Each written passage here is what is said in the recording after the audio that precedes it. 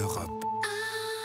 L'économie, Emmanuel Dutheil, on va s'intéresser à Carlos Ghosn ce matin. Le patron de Renault va être reconduit aujourd'hui pour un nouveau mandat. Oui, sauf énorme surprise, il va repartir pour un tour. Un numéro 2 devrait notamment également être nommé aujourd'hui chez Renault de façon à préparer la succession. Ça devrait être Thierry Bolloré qui est déjà en charge de la compétitivité au sein du constructeur. C'est un secret de Polichinelle, ce nouveau couple qui va être à la tête de Renault. Carlos Ghosn, Emmanuel, aura vraiment marqué de son empreinte Renault. L'alliance Renault-Nissan-Mitsubishi est aujourd'hui le premier constructeur mondial. En 2004, juste avant son arrivée aux commandes, l'alliance ne pointait qu'à la 4e place, un classement à l'époque dominé par un certain General Motors. Alors Carlos Ghosn a eu un peu de chance, les bons choix avaient été faits avant lui. Renault avait déjà pris une grosse participation dès 1999 dans Nissan, ça s'est avéré très payant. Et puis surtout, son prédécesseur Louis Schweitzer avait amorcé la gamme low cost Dacia.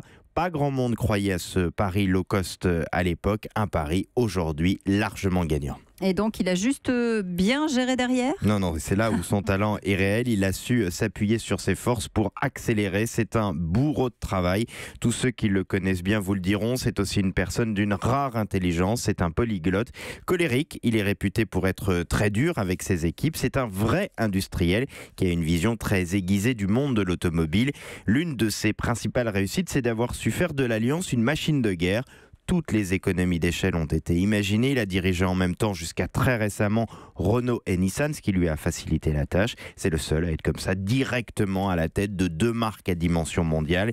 Il vient de prendre en main Mitsubishi qu'il faut maintenant redresser. Puis surtout, il a fait un peu avant tout le monde le pari de l'électrique. Pour lui, dans le monde de l'automobile, c'est la même révolution que le téléphone portable dans le monde de la téléphonie. Et aujourd'hui, l'Alliance est de très loin le plus gros fabricant de voitures électriques. Ouais, d'accord. Et il n'y a pas quand même une petite polémique sur son salaire? Je vous retrouve bien là.